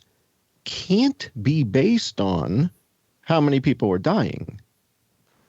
And this gets back to sort of my background in, the basics of management and data and systems is, well, what is it that you want to measure? And are you measuring the right things? Is measuring miles per hour and RPM this Irish epidemiology report is a classic of what not to measure or how to under-measure. If Jason scrolls down to that page 11 of that, you will find, big questions about why those recorded as having comorbidities when they died of COVID are not broken down for what symptoms they had. It seems not even the hospitals are recording the symptoms in many cases, perhaps on command. And how recent is this change of policy is the question there. Well, gentlemen, let's get back to the deck because we are getting close on time here. I want to make sure we stay on track. All right. So this is a story from the Sun. Flu and pneumonia are killing 10 times more people than COVID, which claimed 78 lives last week. So 78 last week is about 11 a day. We just looked at the last couple days. You don't even have 10 per day anymore. So at some point, when you've got less than 10 people a day dying in your country, how many more weeks and months do you need to wear masks and continue to panic everybody and stay 6 feet? What is it, 6 meters, 6 feet, whatever it is? All these rules and regulations and the violations of your rights when less than 10 people were dying from something. Once upon a time, this may have been a global pandemic, but not in the UK. Now, there's something called situational leadership, right? I don't know if you guys are familiar with the term, but situational leadership means we have different circumstances in different places, and different management techniques are needed. So what's happening in the UK and what's happening in India right now are not the same thing. India is on fire. More people are dying every day in India than the day before. That's not good, right? So India and the UK are not at the same stage in this outbreak. And that's important for people to understand. We are not minimizing coronavirus. We're not making fun of it. There's people dying from it, just not in the UK. Not in the UK. Not more than 10. Not more than 10 a day in the UK are dying right now. And we should say, for those who doubt that there is such a thing as some horrible respiratory disease that's unprecedented affecting people, we are seeing that. Acquaintances of mine, just in this area, the Rotterdam area in the Netherlands, have been admitted, young and old, this year. And hospitals have been shocked at the horrendously messy lung x-rays that are coming out for these patients. I have to put that in there because we do see a contingent of our viewers who say there is no COVID. I can just about understand as a rhetorical argument, but that there is nothing, that is a step too far. I think John is making that point very eloquently. There is something very horrible going on. Yes. My concern, though, is that it's something that happened with my daughter, and I brought her into the hospital, and I thought it was one thing, but it was something else that looked like the other thing. And I'm wondering how much of that is happening here, where because of all the panic, when someone goes into the hospital with a cough, with congestion, with a fever, it's immediately we're COVID. Yeah. We've been programmed, right? We've been programmed that we're looking for COVID. Oh my God, it could be COVID. And we test for COVID. But might they also have H1N1 in addition to COVID? Well, in the United States, the answer to that question is yes, because more than half of the deaths had influenza. Now, do I know it was H1N1? No. But from the doctors' reports that we've heard about the blue lips, the oxygen depletion, and what you just talked about, the quality of the lungs, this is all consistent with the Spanish flu. This is absolutely the same as the Spanish flu. And that's what Jason and I have been studying is Spanish flu outbreak versus coronavirus, and how many of these symptoms that we're hearing described, this cytokine storm and the lung condition, are actually consistent with the Spanish flu outbreak. So let's go to the next slide, Jason. This is your data mart on what happened with influenza, and all of a sudden you were having this big bad outbreak, and then something remarkable happened that it wasn't so bad anymore. And we just looked at a slide before where it looked kind of bad, and then it just kind of stopped. And wow, that's remarkable. So whatever you guys did. This is mid-March, right? Just when the lockdown was declared. Yeah. Remarkable. So all of a sudden your influenza problem. We have the opposite side of that graph. UK Column has been putting out a graphic that's gained some traction, showing that lockdown deaths is most of the hump that follows the proclamation of the lockdown. Stay tuned. All right, so let's go to the next slide. All right, so this is daily deaths in the United Kingdom. This is the truth. These are the facts. This is what's happening. Forget about hospital beds. Forget about testing. Forget about cases. Forget about test kits. How many people are dying? And I want to make sure that the people of the UK are setting policy and are holding their leaders accountable to the facts of today, not the facts of 6 months ago. The facts of 6 months ago were tragic, and the facts of today are actually optimistic. This is good news. I'm sorry to report. We have good news. Now, that may not be consistent with the narrative that whoever's behind the BBC wants out there at the moment. But if only 5 people died last Friday in the UK, help me understand how we're not on the right trajectory here. And if you apply to that graph a little arrow that says this is when masks were made mandatory, which is the 24th of July, right, you'll see just how insane that decision was. It has absolutely no correlation with the reality of the data.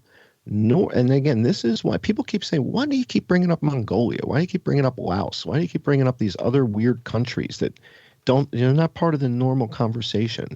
It's because if you think no one is dead in Mongolia because of their adherence to mask wearing and social distancing, you don't understand what's happening. There's no one dead in Laos, not because of masks. That wasn't the secret. People don't get that now 6 months later, 9 months later. You don't understand that there's no one dead in Cambodia from coronavirus. It's not because of the masks. It's not because of social distancing. It's something else. And if it's something else, our leaders they've got to figure out, well, what is it if it's not the masks? All three of those Asian countries you mentioned are recent emergents from communism, and their healthcare staff are not yet well paid enough, and certainly not under enough layers of new think management as the Western healthcare systems are to manipulate the figures. They're still in the communist or post-communist mode of write down what you're supposed to write down, right? That there isn't that sophistication of the Jason and I say they didn't get the memo. They're not in the clique. They don't get the memo that says, all right, as of week 11, here's what's going on. And the guys in Cambodia, it's the same thing in Africa. We've been looking at Nigeria, at Ethiopia to see what's happening there. Countries with massive populations and 200 where people million tend to very closely together. 200 million but people wait a minute, in Nigeria. Guys, there's another important factor. The countries that you're mentioning, irrespective of their populations, are dramatically less important in terms of their per capita income or their overall economies than some of the countries. I mean, certainly the United States, largest economy in the world, hardest hit. I'm not saying there's a correlation, but very base heavy, not top heavy, as first world countries are. Indeed. Well, here's sort of the final straw to this thing that I think really made Jason and I upset was a couple months ago when we figured out that the World Health Organization just stopped reporting on influenza on a global basis. And we said, well, wait a second. I mean, if you get a new cat, you don't stop feeding your dog, right? You can't do that. And if there's an influenza outbreak going on around the world and it is killing people, and we're in the midst of it, you're just going to stop reporting on it?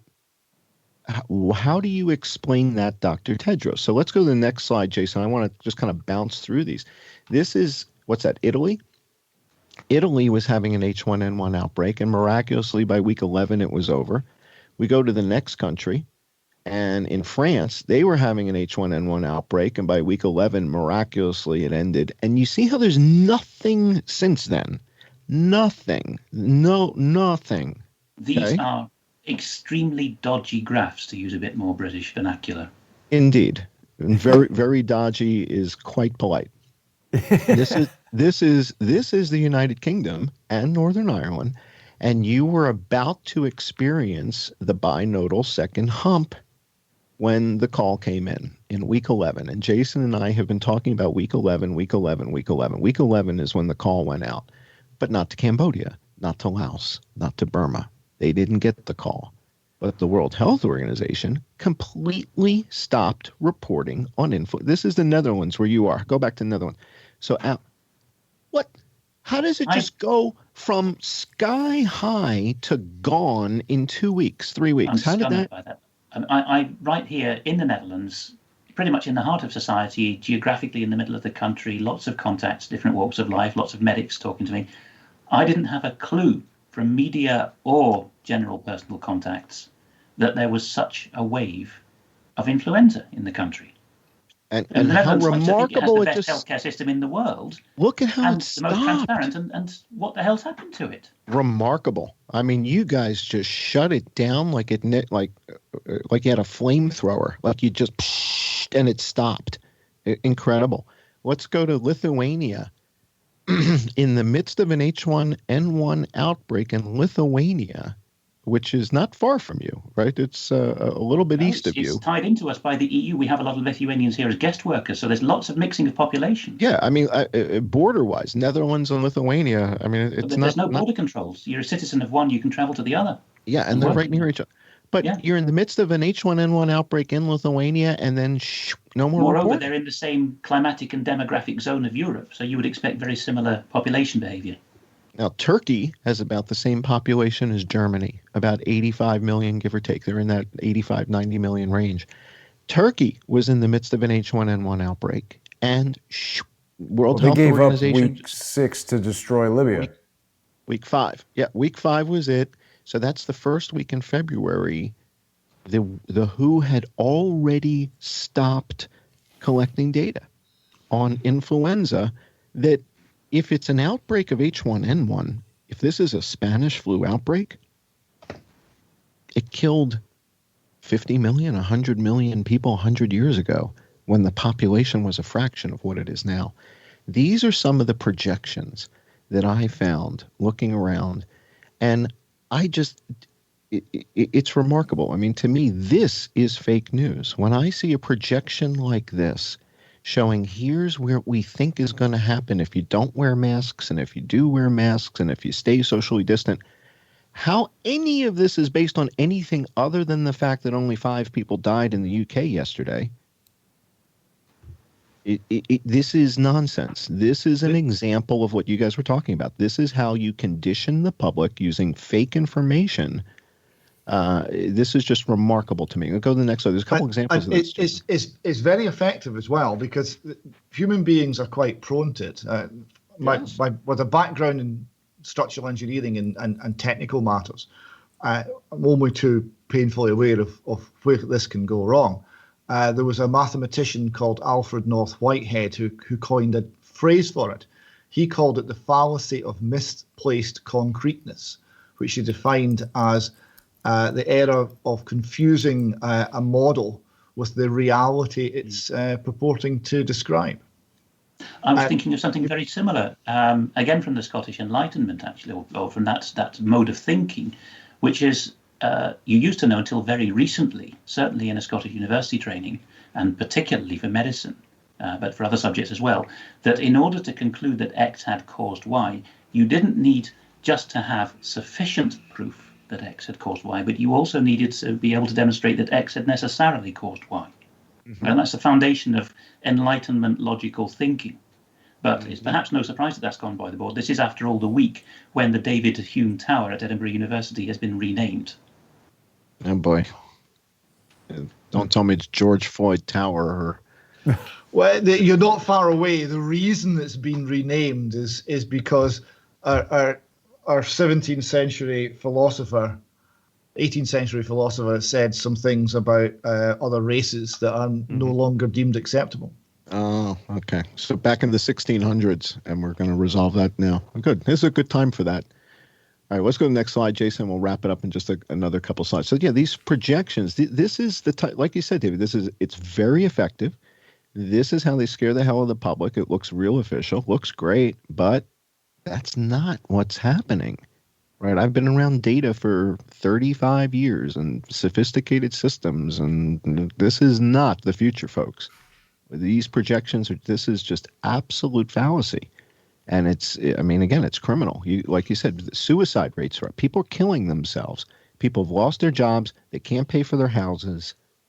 right? People, And this is just today, tragic. the Scottish government put out a YouTube video to people, basically telling them to expect to be mentally disturbed as a result of the situation they're in right now. Wow. Exactly. Yeah. Just let me give you a little example. I was speaking to one mother who'd lost her son, aged about 18, and he'd gone to university, and she was aware that he wasn't coping well with this new life, and he'd been to the doctors, and he'd been put on some sort of medication, mental health medication. She was so terrified of COVID and of COVID coming back from the big city and her own health conditions, and COVID was such a big threat. She left. She kept her distance from her own son. Mm-hmm. She didn't realize how bad he was. She didn't realize how desperate the situation was. And tragically, the young man, after appealing several different times to the health services for help, took his own life. And she's left with, if only I had done something differently. Yeah. It's a pitiable situation, and it was certainly contributed to by the lockdown. I hope we reach one family. Mm. So, John, what happens when COVID? The one thing I think we've learned above all else, if I may just a moment, is in all of this campaigning, we don't have a shortage of insightful, intelligent people offering to help, but we do have a shortage of stability of character. It's what we keep finding on all our campaigns and reporting strands. And one viewer put it to me very eloquently. He said, it's not enough for you to have an intellect to go into a battle like this. You need the intuition to be in tune with the intellect before you say anything. If it isn't, you're just wasting your time. But if it is, you may reach people. Oh, I'm hoping we do. I'm hoping we reach people and people say, wait a second, this is not as bad as I'm being told. It's not. Particularly families who will use their intuition, not just their intellect, to work out what to do with their suffering relatives. Indeed. It's fairly remarkable to note, John, that, even just talking about this, we are at risk of some various social media companies saying, you're questioning public health. You're not allowed to question science. You have to absculta. You have to listen and obey. But here we see one of the largest newspapers in England, The Guardian. We always talk about The Guardian. They're asking what happens when flu meets COVID-19. And I would argue that the group that you've assembled here represents experts in the field. And our opinions, right, about this tragedy and our analysis of the data given our collective experience is absolutely relevant. And there's no harmful intent here. We're only trying to help. I mean, if this isn't the most altruistic group of four men that are trying to help people we've never met. YouTube doesn't care about altruism. They just want to stomp on the truth. Well, that's not going to work out well for them. That's just not going to work out, I promise. So now what I expect you guys are going to start to see in the UK is more of this twin-demic nonsense. Now this is the baton zone. So the baton is going to pass from COVID to the flu right before your eyes over the next 10 days because no one is dying in the UK of COVID anymore. If you've got less than 10 people dying a day now, which is what you do, you've got less than, that's a fact, whether YouTube likes it or not, less than 10 people are dying a day in the UK, period. That's according to the UK's Ministry of Health or what have you. So if that's the case, they can't continue the charade much longer, right? As you guys were pointing this out, right? You in Scotland, you rose up, you caused change. The people said, wait a second, this will not stand. Well, we're at that point now where they can't maintain the charade if only 5 or 3 people are dying a day. But so what they're going to layer on the influenza, and you're going to have a nice twin-demic. But it's interesting, John, because you're talking about perpetuating a charade. And I mean, we're talking about truth, we're talking about fake news. I just want to examine logic for a moment, because this headline or the subheadline is saying, they don't know how these seasonal viruses might interact. It might lessen the pandemic, it might increase the pandemic, so you better take a vaccine. Because obviously we've got a binary situation where one outcome is desirable and the other is undesirable. And since we don't know what will happen, you better do something. It doesn't make sense. Yeah, and the vaccine, remember, Dr. Fauci, we heard last week, Dr. Fauci said, I had the flu this season. So did he take the vaccine and it didn't work, or did he not take his own vaccine? You have the Bank of England on screen, or as our absent colleague David Ellis likes to call it, their bank in England, because it's neither English nor a bank. David, help me out here. Didn't the Bank of England recently have some pronouncement about COVID on banknotes that made them appear more like a public health agency than a creator of money out of thin air? That's the one. Yeah, I think they said something about it. I vaguely remember it. I can't recall any better than you can, unfortunately. Well, so I want to wrap up with this. The point you make about people coming together because they understand the numbers is very interesting. Right? The joke in the UK is that doctors and members of the medical profession don't understand statistics. They don't understand numbers at all. Right. The only numbers they understand are the numbers that come between the word Mercedes and the letters SLK. Okay, that's right. And there is an element where this is often true, because you have people in positions like chief medical officers, and looking at their background, there's certainly nothing there to suggest that they have a firm grasp of statistics. And the way that people who work with stats all the time and data all the time will be able to look and analyze a situation and take from it some degree of what you might term truth. It is not unique to the medical profession, almost the reverse. So you're looking at people in other professions who are used to dealing with data, who need to be listened to and need to speak out when they see that the policy and the reality are no longer hanging together. Exactly. And you're absolutely right. If there's people in the audience who are listening to us talking about these statistics and stuff, and they're like, man, I'm lost at minute 3 as these guys are going into these numbers, that's normal, right? People who do this stuff with numbers and make charts like I do, this is not typical. Most people aren't that comfortable with this stuff. I've just been doing it for a long time, and I'm trying to make the statistics visual using these charts so that people can quickly figure out what's what, right? What's bigger, A or B? Is one bigger than the other? Which one seems to be worse than the other? And let the audience draw their own conclusions from their official data. And that's one of the things I love about your research and the way you guys operate, is that you're doing very much the same thing we're doing, which is using their information to illuminate the hypocrisy. And two things, I think: hypocrisy, and as you were mentioning a moment ago, John, this curse on public life of be seen to be doing something rather than nothing. To the extent that Edinburgh has a very grand main railway station, Waverley, and there was a photograph in there that we covered, I think just a week ago on David's segment. Network Rail, or ScotRail, I think, had put up a sign saying, "Keep your distance from other passengers to control viruses and bacteria."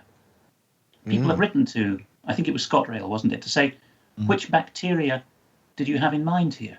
It was just a filler word to make things sound grander and more shocking. Sure. I mean, again, a scared populace is really easy to control. And again, this is such a remarkable study on population control and civilization management. And again, this group hypnosis concept. And when I saw the article from the Bank of England and that they're considering going to negative interest rates, it's something that I brought forward a couple months ago on the show with Jason. And I said, if the president of the United States wants to win re-election, the simplest way to do it is this. You want to win re-election, it's super, super, super simple. You announce an executive order that for small businesses and for families, that find themselves upside down and inside out, whether it's mortgages, car payments, whatever it is, you can borrow from the Bank of England at a negative percentage. So if you need 10,000, you're going to pay back 9,800. If you need 20,000, you'll pay back 19, whatever it is. And this allows the government to help its people without necessarily giving out handouts. A negative interest rate, over the course of time means you'll pay back less than you actually borrowed, but not by much. Not whether we still have the money for this, because as we reported this week, a consortium of largely hedge funds, as I recall, has told the public and the government that we're going to have to spend £100,000 million to resume normal lives. So a price tag has been put on that. We've been held to ransom for that amount. And even a supposedly wealthy country like Britain, I don't think can afford, on top of that, to be helping people to borrow money for productive purposes. Well, and the Bank of England's policy has been essentially to fund the entire British state, essentially by just printing money and lending it at close to zero interest rate. Right, that's what we do. Because they have there's a UK government overdraft with the Bank of England called the Ways and Means Fund. This was made unlimited. And they've not even touched it yet because the bank is out there front-running the government, buying government debt just slightly faster than the government is issuing it. So the government's able to borrow at a fraction of a % interest rate all the money to run the entire state at the moment because the Bank of England's printing it. So it's monetization of the debt. It's just with a few intermediaries in there to conceal what's really happening. So given that there is no gold standard, given that the money is virtually worthless, why not? Why not help everybody out? The Bank of England loses 3% or 5%, or they go upside down by 5%. So what? If every restaurant, if every cafe, if every small business had the ability to borrow £100,000, £50,000, £250,000 to get back into business, and maybe to not make their first loan payment for 9 months or a year so that they have a chance to get back on their feet, wouldn't that give the government the opportunity to fund the rebirth, the regeneration of the country? And again, people have been paying taxes. You guys have been paying taxes your entire adult lives. This isn't a handout. You funded this government. You built all that stuff. And now we've got a remarkable situation where the government needs to help the people. It just doesn't know how to do it effectively. And the most effective way it can do it is a very simple way. What does everybody need? Money. That's all it is. Everybody needs money. If they got money, they can buy their drugs. They can get their health care. They can do everything they need to do if they've got the money. Well, if you invert that, John, if people don't have money by design or by appearance, then they have problems. So if you wish to create problems, you attack take away the money. Exactly. This is to discuss issues like this is why we started the Deconstructing the Magic Money Tree series in the UK column. We were struck with the government announcement in the middle of the COVID shutdown, where we had managed to reduce our economy by 20 to 30%, in a retraction, worse than the Great Depression by a very substantial margin. The announcement was we're going to build. The government said we're not going to have any more austerity. We're going to build, and it's going to be government spending that will get us out of this. There's a strange thing because the background to this is they had suspended taxation collection in the UK, so no money was coming in.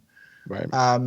They weren't borrowing in the open market because essentially the Bank of England was providing all the liquidity the government needed. Sure. And we're thinking, okay, so we've got and government expenditures went through the roof. They were paying salaries to a third of the workforce in the UK. Sure. So expenditures are through the roof, income's gone to zero. We're borrowing everything, and the response is, "Hey, we're going to spend more." This struck us as very odd. So the question is, where that goes is the destruction of the currency, and it did occur to us. Well, wait a minute. if they've already decided the currency is going to go down. If they knew, what would you do? Well, you'd spend like it was going out of fashion, because it literally is. If that's what you wanted, you might have spent the last 10 years, like certain Rockefeller foundations did, talking about resets. And I think you know the PDF I'm talking about, which has these forecasts and scenarios in it as to how many people will live happily under the cosh and how many will become dissidents. Yeah, indeed. Well, I think that the expectation I have is further fear, uncertainty, and doubt from the press in the UK.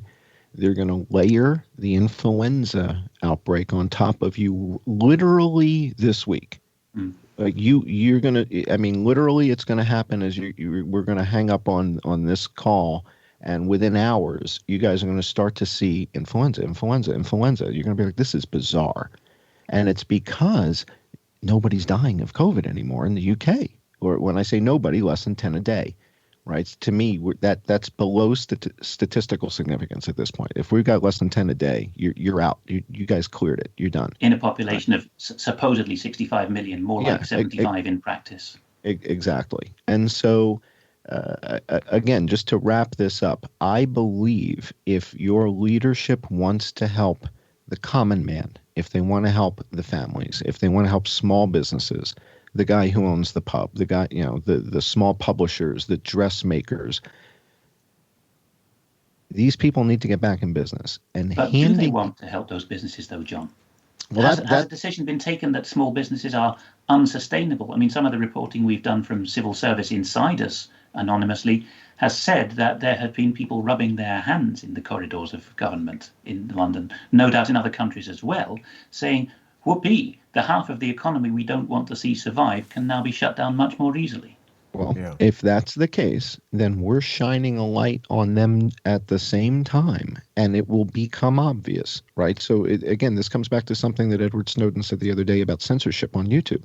When you take off the videos of ISIS killing people, when you take those off of YouTube and people can't see that, well, now people don't understand how horrifying ISIS is. And by covering it up and hiding it, well, what do we show? What don't we show? It's a very, very tough decision, right? I mean, at some point, well, if we're going to leave the ISIS films on, then what about snuff films? Can you kill a cat and kill a dog and put that on YouTube and that's okay? Where do we draw the line on this stuff? And having the dialogue like this and letting an audience of hundreds or thousands of people hear this type of dialogue and then using their intuition, saying, wait a second, have I been lied to by the BBC? Have I been lied to by the people I've trusted for years? And all of a sudden a group of researchers have come together and have shown us information that leads us to believe this is possibly the greatest global cover-up. I mean, what compares to this in our lifetimes? I mean, maybe before we all were born, but I don't know of anything. David, I'm guessing you and I are probably the two oldest guys here. In our lifetime, can you think of anything this global in scale? A cover-up of this nature? This type of hysteria. You're right. That's the difference. That's why this is different from things that have gone before, because the decisions have been made on a global basis. The decisions have been made in global institutions. Those institutions are entirely opaque in how they're run and funded, and the people who are influencing those decisions are not elected. They're not selected. They're not responsible. They can walk away if the decisions are bad. It's a very potentially toxic system, and we see it's extremely effective in putting its policies into every nation, into every aspect of our lives, however private, whether it be how we bring up our children, how we look after our granny, whatever it happens to be. Those policies are being passed down to our apparent elected representatives, but they're not being made there. They're being made at an international and global level. Alex, have you seen anything like this in your years? I mean, back at GCHQ, as far as a cover-up of this scale, something this global with millions dead. I mean, they're just telling us coronavirus is 1 million, and we're just scratching the tip of it with the influenza, right? No, they haven't. Now you see the WHO stopped counting influenza. So how many are dead from influenza globally that no one knows about? Is it 4 million, 5 million, 8? I don't know. Even within single ideological blocks, the Five Eyes countries with the very close intelligence partnership, all previous controversies, there was at least one member of those 5 English-speaking nations inside the club that would resile or dissent politely but firmly from consensus, from groupthink on certain matters. But groupthink is a key aspect of what's gone wrong with managerialism now. People who have only been trained from college upwards or even from school upwards to go along with the group. I was a criminologist that was one of the old, of course I post-date the Soviet Union in my career, but that's the label given to someone watching the Eastern Bloc, as was. And the thing that strikes me from that experience is, in its heyday, the Soviet Union could not even coordinate the policies within its own 15 republics within its own state, let alone the penumbra, the satellite states. There was always a dissident country on matters of health crisis or military response or what have you. The speed of it is quite something. And, I think if you go down to the very bottom of that page, Jason, there's an interesting angle on that for people. A charity which pretends to be independent from the BBC, called BBC Media Action, is getting into these countries, in this case Kazakhstan, in Russia's underbelly, a former Soviet republic, and through media, and particularly soap opera in this case, is training the next generation of intellectuals and professionals to accept that there are new values in the new world, and that loyalty to your own cadre internationally and to the faceless men of that cadre trumps loyalty to your own people and their elected representatives. The Kazakh steppe may be the largest oil repository that's yet to be tapped in the world right now. Right, so the Kazakhstan is sitting on possibly the largest untapped oil reserve. I'll tell you something. You might just have explained to me. That too. Yeah. You might just have explained to me why Prince Andrew in the mid-2000s was making very frequent trips to Kazakhstan. Yeah. We in the intelligence agencies were seeing the telegrams come through from the Foreign Office. Prince Andrew will be making another visit to Kazakhstan next month. His visit is not official, no coverage. Of course, afterwards, this was tied to his sexual fall from grace, or possibly his links to tycoons. But I always thought there was more to it than that, because at the time he was Britain's official roving trade ambassador. That sounds like a good reason to entrap him in a sexual scandal as well. I think you've just provided the raison d'etre for the entrapment, which is a level of hierarchy people haven't looked at much. There's a significant oil reserve there in Kazakhstan, and they produce a fair amount of oil now, right? There's wealth in Kazakhstan, and the wealth in Kazakhstan is mostly tied to oil. Keeps changing name. That capital city is very New World Order in its architecture and layout. It's like Asia's Washington. There's two major cities. One is Almaty in the southeast, the old capital, and the new one has gone through various names: Akmola, Astana, and most latterly Nur Sultan, I think. Yeah, I know it is Astana. Yeah, Astana and Almaty are the two major cities in Kazakhstan. And from in America, the movie Borat, everybody thinks that Kazakhstan looks like the hills of Romania or something, but Almaty is looks like Denver, Colorado. I mean, it's got modern architecture, and it's like a serious city. So, and this one that Jason's putting on the map is the brand new capital, Nur Sultan. It's built in a area that's parts of the western US are the same. Absolutely freezes at night and in the winter. Absolutely boils on a summer day. Right. Nobody thought of putting a city there. The old name Akmola actually means white shrine or white tomb. Okay. And this is Astana? It's the same as Astana, right? This is Astana. Yes, exactly. This is Astana, yeah. Almaty is almost on the very edge of the country and is in a much more temperate, hilly area. And that's where the Russians built a beautiful colonial city in the 19th century. But this city is very worrying. It's the geographical and economic pivot that I think is intended for Asia when Asia gets integrated into the New World Order as an economic bloc, along with Europe, which is destined to control Africa, and Russia, I think, is the plan they have in mind. And, well, we certainly send a lot of astronauts into space from the Cosmodrome is in Kazakhstan. At the moment, the US has no capacity to service its own space station. It requires the Russian Space Agency. All this poo they throw at the Russians in propaganda. Conducted the first. That's private. Commercial. But that's private. Well, but that's it's private. an asset.